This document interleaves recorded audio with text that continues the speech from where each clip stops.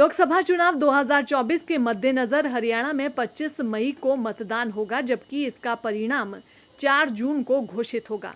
हरियाणा में लोकसभा की 10 सीटें हैं। सिरसा लोकसभा सीट आरक्षित सीट है और 23 मई को चुनाव प्रचार शाम 5 बजे तक खत्म हो जाएगा। ऐसे में अब नेताओं और मतदाताओं के पास समय की कमी है और काम ज्यादा है। अब नेताओं के गांवों और शहरों में दौरे तेज गति से हो रहे हैं। चुनाव प्रचार खत्म होने में अब केवल अंतिम सप्ताह बच गया है। ऐसे में अब तपती गर्मी में नेताओं ने पसीना बहाना शुरू कर दिया है। सिरसा से कांग्रेस उम्मीदवार कुमारी शैलजा भी इन दिनों चुनावी दौरे पर हैं। सिरसा लोकसभा क्षेत्र में 9 विधानसभा हलके हैं और करीब 19 लाख से ज्यादा मतदाता तक पहुंचने में नेताओं को खूब जोर आजमाइश लगानी पड़ रही है।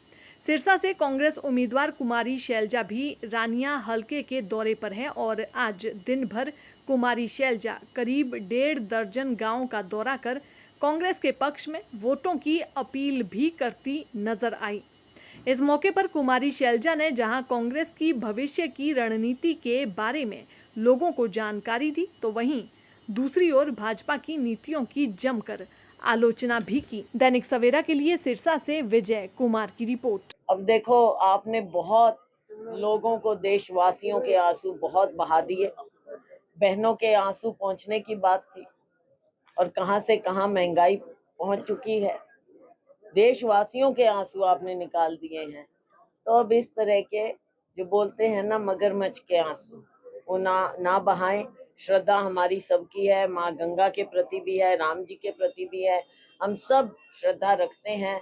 तो हम तो देखो, माननीय प्रधानमंत्री जी से 10 साल देशवासियों ने बहुत उम्मीद रखी, लेकिन अब 10 साल बाद देशवासी हिसाब तो मांग रहे हैं ना। ये उनका हक है, हिसाब मांग रहे हैं, हिसाब इनको देना पड़ेगा। पूर्व मुख्यमंत्री मनोहर लाल जी आए थे, मंच से अधिकारियों को चेतावनी देकर गए हैं।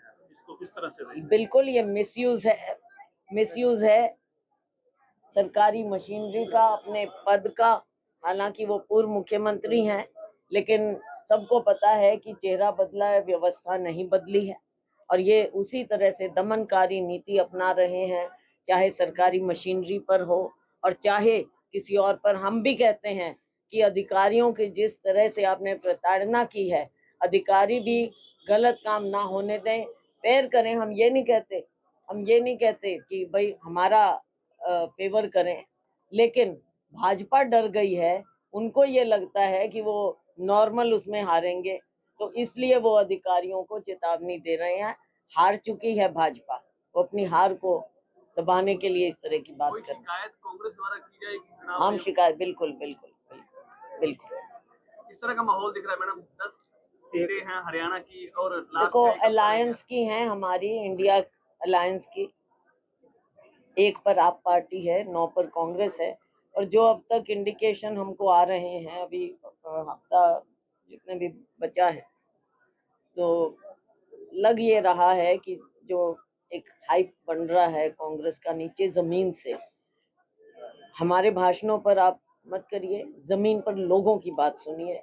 लोगों में ये बात बन गई है कि अब भाजपा को बाहर का रास्ता दिखाना है और अलायंस को लाना है। 10 की 10 सीट हम जीतेंगे। मोदी जी की अपने अलग से विजन है, आपका क्या विजन है? कांग्रेस का क्या विजन है? देखो, कांग्रेस का विजन हमने 5 न्याय और 25 गारंटियों का दिया है। हमारा मैनिफेस्टो है, हर एक वर्ग के लिए हमने उसमें बात कही है और हम करेंगे, हम करके दिखाएंगे। इनका कोई विजन हमें नजर नहीं आ रहा। विजन होता तो 10 साल में कुछ करके दिखाते।